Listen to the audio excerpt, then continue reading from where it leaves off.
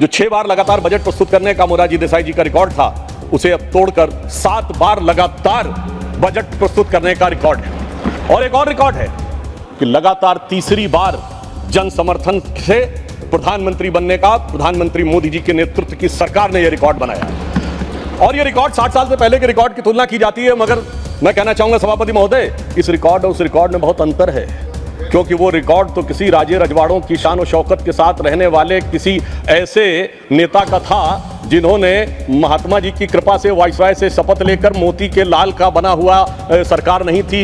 ये अभावों में पैदा हुए राष्ट्रवाद का संकल्प लेकर युवावस्था से स्वयंसेवक बनकर एक चाय बेचने वाले के लाल के नेतृत्व में बनी हुई सरकार तीसरी बार बनने का यह बजट है। महोदय, बजट आंकड़ों का प्रतिबिंब होता है, मगर कुछ लोगों की आंखें ऐसा धोखा खाती हैं कि उन्हें आंकड़े सही समझ में नहीं आते। हमारी सरकार आने से पहले 10वें नंबर की अर्थव्यवस्था थी, वो कमजोर थी। आज 5वें नंबर की अर्थव्यवस्था है, वो अच्छी है, मगर इनको वो अच्छी है और ये बुरी लगती है। जब 74,000 रुपए पर कैपिटा इनकम थी तो वो अच्छा था, अब 2,12,000 रुपए पर कैपिटा इनकम है तो वो खराब है। 10% महंगाई अच्छी थी, 5% महंगाई खराब है। ग्रोथ रेट 5% से कम थी, वो अच्छी थी, और अब ग्रोथ रेट 7.2 और कुछ सीमाओं में 8% है तो वो खराब है। मगर सभापति महोदय, समझा जा सकता है जिनकी संख्या की समझ ऐसी हो कि 99 बड़ा है और 240 छोटा है, 22% वोट अच्छा है, 38% वोट कम है, तो वो सहज ही समझा जा सकता है। जिनकी सोच ऐसी हो कि थर्ड टर्म में गवर्नमेंट बनाना पराजय है और थर्ड अटेम्प्ट में थर्ड डिजिट टच न कर पाना ऐतिहासिक विजय है, मुझे लगता है।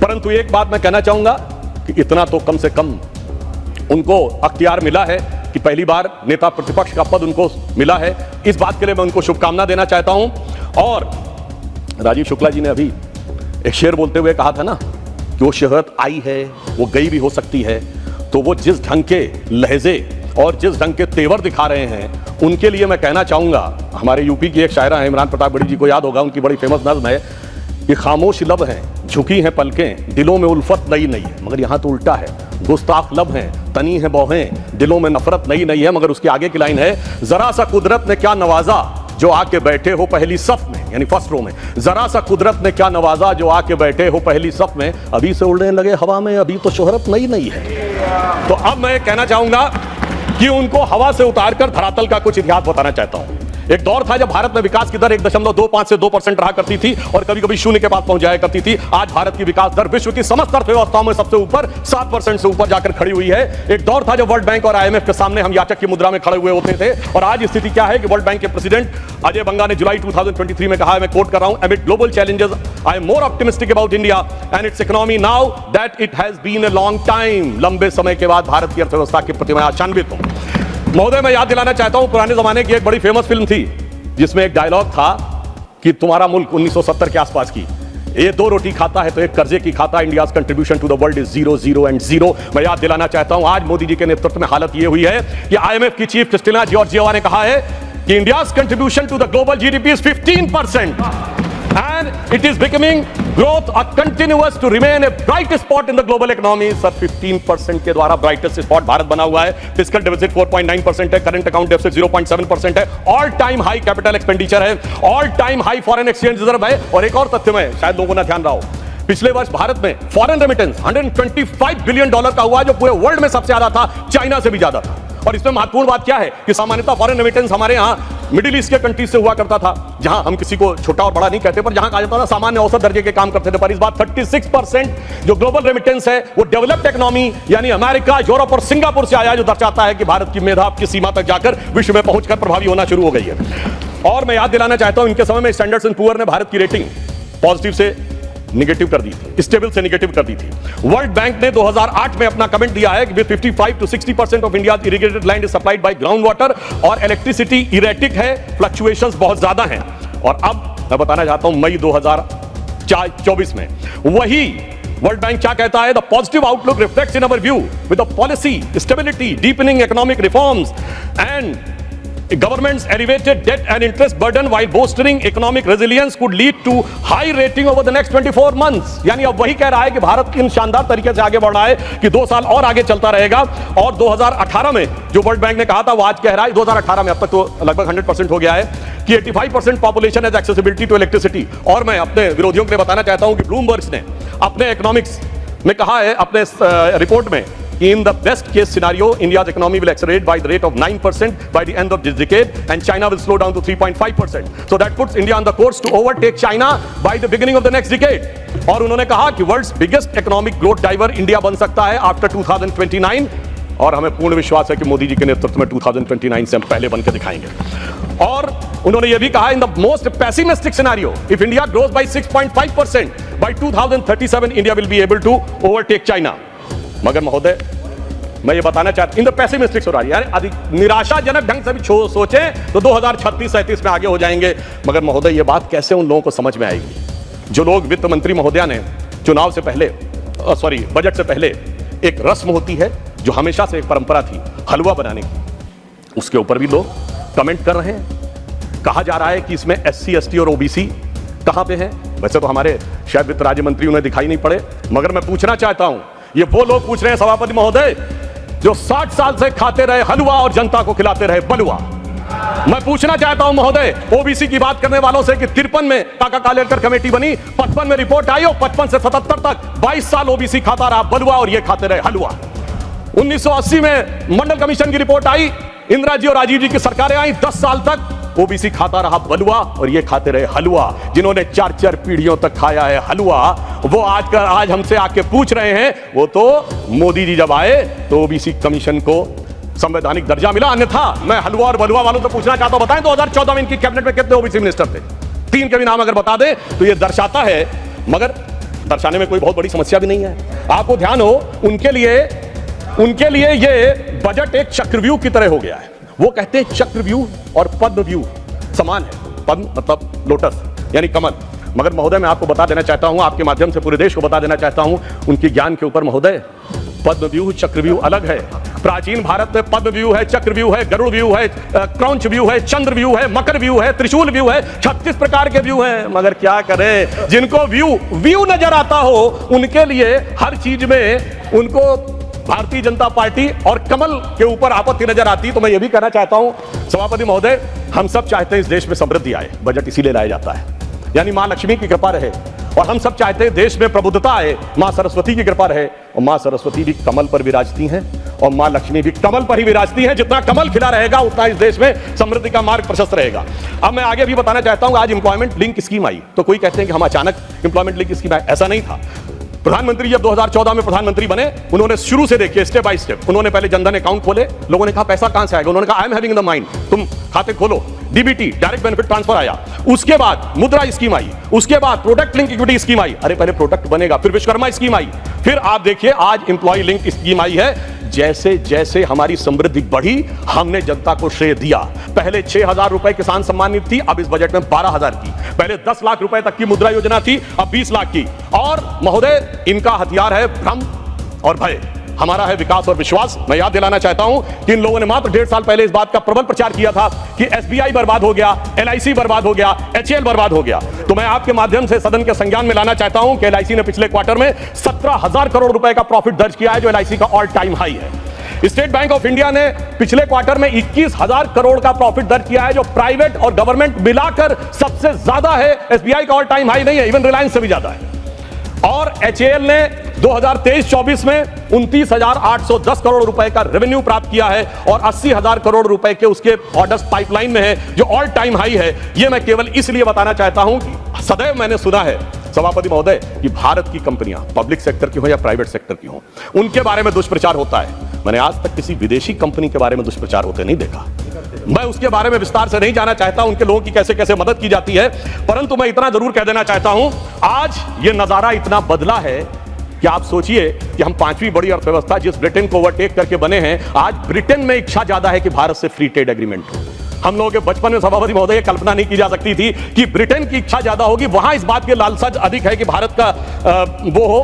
परंतु मैं एक और बात कहना चाहता हूं, हमारे विरोधी कहते हैं कि डॉलर के प्रति कीमत कम हो गई। मुझे लगता पता नहीं वो किस जमाने में जी रहे हैं। वो दिन गए जब डॉलर वर्ल्ड की हार्ड करेंसी हुआ करता था। मैं कोट करना चाहता हूं, अब धीरे धीरे वो स्तर डॉलर का हट रहा है। इसी वर्ष मई 7 को IMF की फर्स्ट डिप्टी मैनेजिंग डायरेक्टर ने कहा है, उनका लंबा स्टेटमेंट नहीं, अंतिम गवाह के बताना चाहता हूं। In sum the international monetary and the reserve system continues to evolve. The patterns we highlighted earlier were gradual movement away from the dollar dominance and rising role of the non-traditional currencies of the small, open and well-managed economy. और आगे मैं कहना चाहूंगा, enabled by new digital trading technologies remain intact. तो digital economy जिन देशों की मजबूत है वो अब इंटैक्ट है, और आज स्थिति यह है कि सबसे बड़ा हमारा जो फॉरेन एक्सचेंज का रेवेन्यू आता है पेट्रोल में, वो हम मुख्यतः रुपये और रूबल में प्ले कर रहे हैं। 18 देशों के साथ अब रुपए में ट्रेड की बात फाइनलाइजेशन स्टेज में है, और नेपाल भूटान से तो हो भी रहा है। तो मैं कहना चाहूंगा, हमारे लखनऊ में महोदय कहावत होती, अमा मियाँ वो दिन लद गए जब उस्ताद लल्लू खा फाख्ते उड़ाया करते थे। तो मैं कहना चाहता हूं, अमा मियाँ वो दिन लद गए जब रुपया डॉलर की लैला हुआ करता था, कि एक उनके सर के पीठ पे बेत पड़ता था तो निशान यहां बन जाते थे। अब मोदी जी के नेतृत्व में रुपया एक नए प्रभाव के साथ आगे उभरता हुआ नजर आ रहा है। एक आरोप बजट के दौरान उन लोगों ने लगाने का प्रयास किया प्रोडक्ट एम्प्लॉयमेंट लिंक्ड स्कीम के ऊपर, की जैसे कोई हमने उनकी नकल करने का प्रयास किया है। महोदय, मैं आपसे कहना चाहूंगा, अर्थव्यवस्था के मामले में 40 साल रूस की नकल और 20 साल अमेरिका की नकल करके जो भारत की अर्थव्यवस्था को चलाते रहे, वो अगर आज ये बताने का प्रयास करें कि नकल किसने करने का प्रयास किया, और मैं एक फैक्ट लोगों के सामने रखना चाहता हूं, अगर कोई इनकी नकल करना चाहे तो कितनी भयानक स्थिति उत्पन्न हो जाएगी। महोदय, इस बजट में रेवेन्यू रिसीप्ट भारत सरकार की कितनी है? 26,80,000 करोड़। 4.9% के डेफिसिट के साथ भारत का जो कुल राजस्व है, कुल आमदनी 27 लाख करोड़ से कम है, और ये कहते थे हर परिवार को 1 लाख दे देंगे। 140 करोड़ की आबादी है, 4.5 लोग पर पर्सन। 140 करोड़ को 4.5 से डिवाइड करिए, 31 करोड़ परिवार आते हैं। आप सबको 1-1 लाख करोड़ दे देंगे।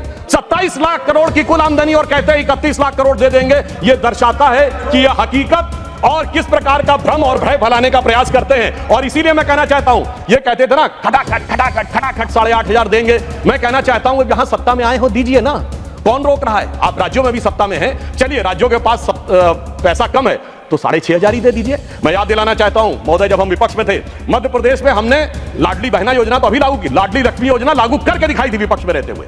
हमने गुजरात में 10% विकास दर और कृषि विकास दर करके दिखाई थी।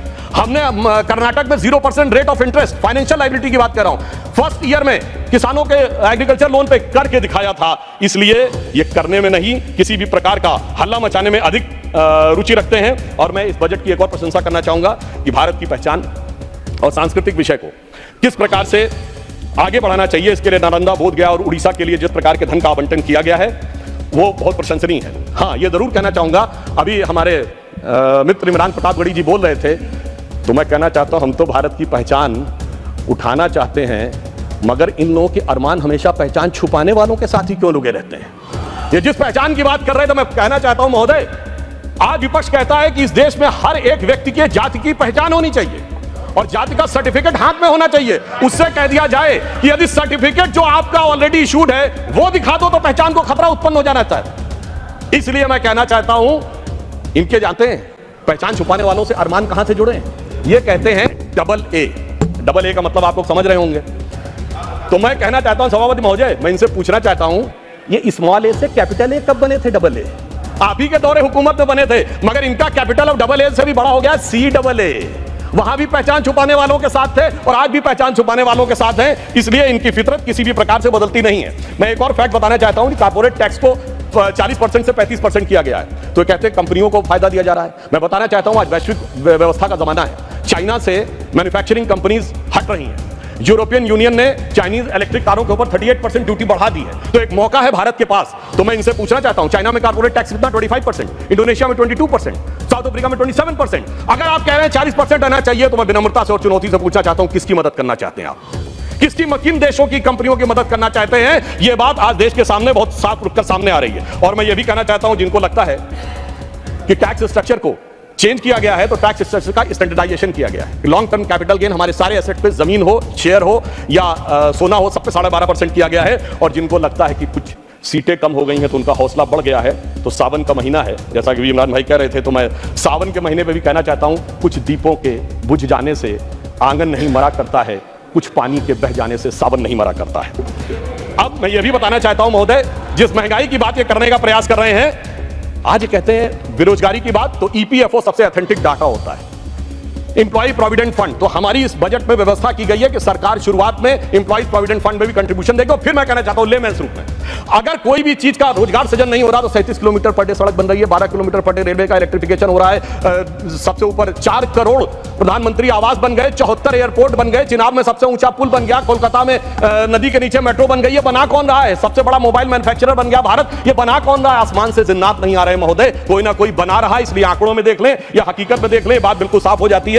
और जो अभी उन्होंने दूध दही की बात कही थी, तो मैं एक बात बता देना चाहता हूं महोदय, 2004 में जाके देख लीजिए, फुल क्रीम दूध 18 रुपए का था, जब हमारी सरकार आई तो 40 रुपए का था। कितना बढ़ा? 120%। और आज कितना है? 65 रुपए का। कितना बढ़ा? 60%। तो जब तुलना की जानी चाहिए तो ईमानदारी से तुलना की जानी चाहिए। और राज्यों को देने की बात पे मैं कहना चाहता हूं, हमारी सरकार ने ईमानदारी से दिया है। डिफेंस कॉरिडोर बनाने के बाद आई, सबसे बड़ा जो डिफेंस एस्टेब्लिशमेंट जो अंतर हुआ है हमारी सरकार आने के बाद, 2 डिफेंस कॉरिडोर हुए, एक उत्तर भारत में, एक दक्षिण भारत में। उत्तर भारत का मेरा उत्तर प्रदेश को और दक्षिण भारत तमिलनाडु को। उत्तर प्रदेश में भी उस समय हमारी सरकार नहीं थी, पर आप सोच सकते हैं सरकार आ सकती थी। तमिलनाडु में तो हमारी सरकार आने की संभावना नहीं थी, फिर भी ईमानदारी से दिया है। महाराष्ट्र में बधावन पोर्ट के लिए 76,000 करोड़ रुपए दिया गया है। आज मैं बताना चाहता हूं, 500 बड़ी कंपनियां जो आएंगी तो उत्तर भारत में एनसीआर का क्षेत्र उससे सबसे ज्यादा लाभान्वित होगा। तो दिल्ली के आसपास के राज्य हरियाणा हो, उत्तर प्रदेश हो, राजस्थान, उनको सबसे ज्यादा लाभ मिलने की संभावना है। आईफोन बनाने की फैक्ट्री तमिलनाडु और कर्नाटक में लगाई गई है, जिससे इस बात का पता चलता है। मगर एक बात मैं और कहना चाहता हूं महोदय, ये कहते हैं बिहार को बहुत दिया गया और वहां कहते हैं बिहार को कुछ नहीं दिया गया। तो मुझे लगता है कि पटना और दिल्ली के बीच में इंडी गठबंधन वाले क्या हो गए हैं, जिसे मैं बिहार की एक भाषा में कहते हैं, मुझे लगता है कि लोग कंफ्यूजिया गए हैं महोदय। ये इतना कंफ्यूजिया गए हैं कि जिसे आदरणीय लालू प्रसाद यादव जी का एक बड़ा फेमस डायलॉग था, जो उन्हीं की शैली में था कि बहुत पॉलिटिक्स है। मुझे लगता महोदय बहुत पॉलिटिक्स है, इसलिए दिल्ली सही बोल रहा कि पटना सही बोल रहा, पटना सही बोल रहा कि दिल्ली सही बोल रहा, ये समझ से परे है। ये दर्शाता है कि कुल मिलाकर इनके मन में मोदी विरोध की पॉलिटिक्स में इतने कंफ्यूज हो गए हैं कि इनके जो फ्यूज जो हैं उड़ने शुरू हो गए हैं। अब मैं ये भी बताना चाहता हूं, मेरा समय समाप्त की ओर है, तो मैं तेजी के साथ सिर्फ ये बताना चाहता हूं इनके मन का भाव क्या है। इनके कर्नाटक के मंत्री डीके सुरेश इस प्रकार का बयान देते हैं कि टैक्स कलेक्शन साउथ में ज्यादा है और नॉर्थ में कम है। उनसे इंटरव्यू पूछा जाता है कि आप अलग होना चाहते हैं, तो वो ये भी बोल देते हैं हाँ हम इस बारे में भी सोच सकते हैं। इस प्रकार की विघटनकारी सोच। और अभी किसानों की बात कर रहे थे, 1200 किसानों ने आत्महत्या की है कर्नाटक में, और इसके बाद वहां के उप मुख्यमंत्री कहते हैं कि यह तो निजी कारणों से हुई है। यह संवेदनशीलता है किसानों के प्रति। और मैं कहना चाहूंगा कि महंगाई को लेकर जो बात कहते हैं, तो सिर्फ संक्षेप में, आज तक के इतिहास में सबसे अधिक महंगाई वाले जो वर्ष हैं और सबसे कम महंगाई वाले जो वर्ष हैं, सबसे अधिक महंगाई वाले वर्ष 1974, 91, 98, 81, 2010, 1983, 92, 80, 2009 और 1994 सबके सब आपके हैं। 76 में निगेटिव हो गई थी ग्रोथ रेट, वो एक अलग कहानी थी। अब आप आइए, लोएस्ट इन्फ्लेशन वाले रेट कौन से हैं? केवल एक कांग्रेस के दौर का है, 76 जो इमरजेंसी का दौर था। इसके अलावा 78, 2017, 2019, 2014, 2001, 2008, 2018, 2000 और 2005, यानी कि जिन्होंने सदैव महंगाई में झोंके रखा, उसके बाद भी महोदय मैं तुम्हें कहना चाहूंगे, उसके बाद इनकी तलखी देखिए, इनकी बदजुबानी देखिए। तो इन्होंने हिसाब किताब की बात कही थी, तो मैं सिर्फ ये कहना चाहूंगा अंत में इनके लिए कि लहजे में बदजुबानी और चेहरे पे नकाब लिए फिरते हैं। लहजे में बदजुबानी, चेहरे पे नकाब लिए फिरते हैं, जिनके खुद के बही खाते बेहिसाब बिगड़े हैं, वही हमसे सारा हिसाब लिए फिरते हैं। धन्यवाद, धन्यवाद, बहुत बहुत धन्यवाद।